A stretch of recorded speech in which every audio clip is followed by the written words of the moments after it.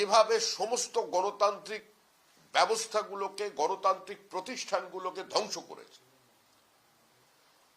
বিভিন্ন জায়গায় নির্বাচনকে প্রহসনে পরিণত করে তারা ক্ষান্ত হয়নি। ছাত্র সংসদ নির্বাচন বন্ধ করে দিয়েছে, সমবায় নির্বাচন বন্ধ করে দিয়েছে, মানুষকে রক্তাক্ত ক্ষতবিক্ষত করেছে, একের পর এক রাজনৈতিক খুন সংঘর্ষ তৈরি হয়েছে, এবং সর্বোপরি যে ঘৃণ্য বিভাজনের রাজনীতি তৃণমূল কংগ্রেস নিয়ে এসেছে, আর যার ফলস্বরূপ আজকে বাবরি মসজিদ তৈরির পরিকল্পনা হচ্ছে মুর্শিদাবাদ জেলায়।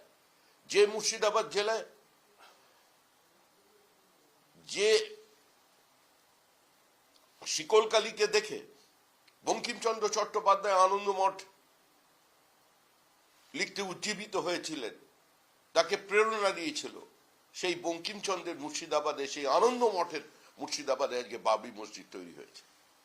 এই ব্যবস্থার জন্য আমরা সমস্ত মানুষকে আহ্বান জানাচ্ছি যে পশ্চিমবঙ্গের কোনো পালা বদল নয়, কোনো পরিবর্তন নয়, সরাসরি এই সরকারকে জনবিচ্ছিন্ন করতে সমস্ত মানুষকে আজ ঐক্যবদ্ধ করতে হবে।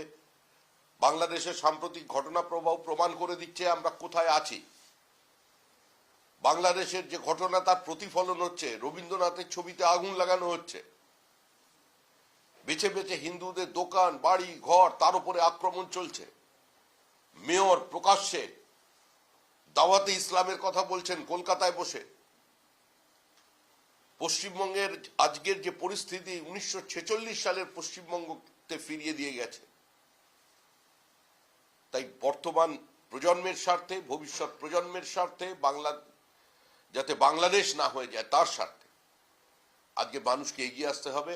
এবং আপনাদের মাধ্যমে সমস্ত নদিয়াবাসী, পার্শ্ববর্তী জেলার মানুষকে আহ্বান জানাচ্ছি প্রধানমন্ত্রীর এই জনসভায় অংশগ্রহণ করবার জন্য। আসমুদ্র হিমাচল, ভারতবর্ষের মানুষ যার উপরে আস্থা রাখে।